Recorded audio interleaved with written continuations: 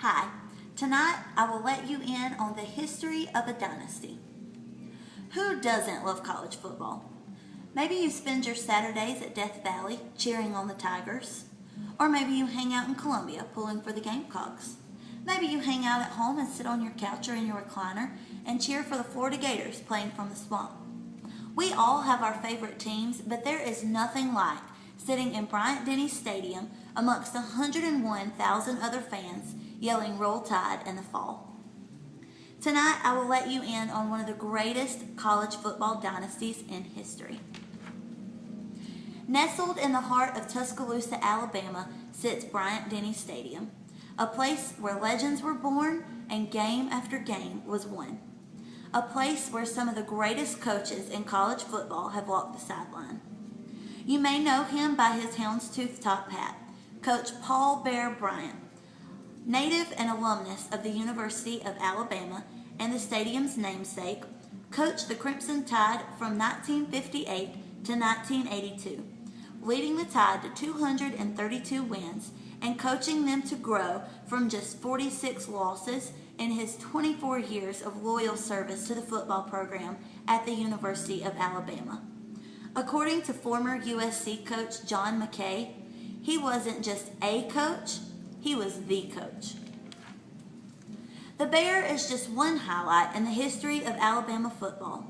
The program holds the title to 27 conference championships and 15 national championships. During the 2009 season, sophomore running back Mark Ingram received the Heisman Trophy, one of the most prestigious awards in college football. That same 2009 season, the team won the SEC championship and went on to win the national title that year. Alabama, the Crimson Tide.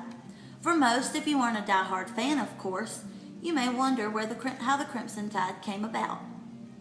Headline writer of the Birmingham Age-Herald used Crimson Tide for the first time when reporting about the 1907 in-state rival against Auburn. Playing on a muddy field, the Tide held Auburn to a 6-6 tie.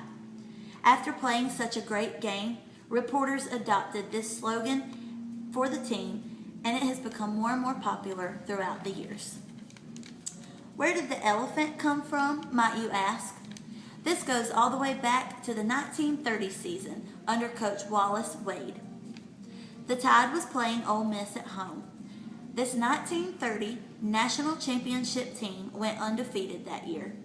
After halftime, as the team ran back on the field, an Atlanta journalist overheard a fan bellow out, "Hold your horses, the elephants are coming." From then on, the Crimson Tide adopted the red elephant as their mascot. The red, of course, coming from the crimson jerseys that they wore. Today, the Crimson Tide is carefully constructed by Coach Nick Saban.